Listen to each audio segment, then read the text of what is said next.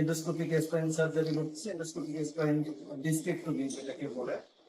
অনেক সময় আমাদের মেরুদণ্ডের ভিতরে যে রগ থাকে সেই রগের উপরে জেলি টাইপের একটা জিনিস, সফট মাংসের মতো একটা জিনিস, কখনো কখনো ওই রগের উপরে অথবা স্পাইনাল কর্ডের উপরে অথবা নার্ভের উপরে এক একজন এক একভাবে ব্যাখ্যা করে, সেটার উপরে চলে আসে। তো এটা চলে আসার কারণে দেখা যায় যে কোমরে সিভিয়ার পেইন হয়, অনেক বেশি ব্যথা হয়। অনেক সময় সেই ব্যথাটা আবার পায়ের দিকে রেডিয়েট করে।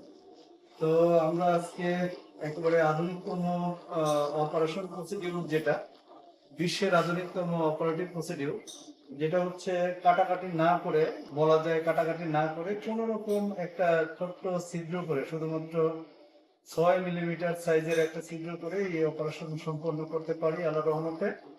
এবং রোগীরা অপারেশনের রেজাল্ট যেটা, সেটা খুব ভালো রেজাল্ট ফিল করে, আমরা যেটা ফলো আপে দেখে থাকি। তো ভিউয়ার্স, আজকে দেখাচ্ছি এটা আমাদের হচ্ছে গিয়ে ক্যামেরা লাইট সোর্স। এটাই হচ্ছে কি আমাদের ওয়ার্কিং চ্যানেল, যেখান থেকে আমরা ভিতরে সবকিছু দেই। এবং একটু দেখেন, এখানে হচ্ছে আমাদের মনিটর, যেটা দিয়ে আমরা দেখে দেখে অপারেশনটা করি।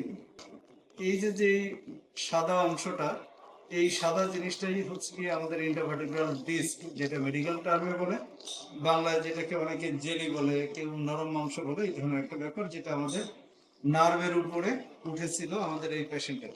আমার এই পেশেন্ট একজন প্রবাসী ভাই, যে সৌদি আরবে থাকে, ওখানে কাজ করতে গিয়ে জাস্ট তার ভাষা অনুযায়ী যে মনে হয় 15-20 কেজি একটা বস্তা তুলতে গিয়ে তার কোমরে চোট পায়, এবং সেখান থেকেই হচ্ছে এরকম ব্যথা।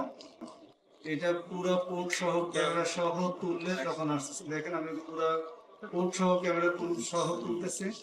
এত বড় ডিস্ক আমি আমার লাইফে এত অপারেশন করছি, এন্ডোস্কোপিক অপারেশনে এত বড় ডিস্ক একবারে, এটা ভেরি রেয়ার।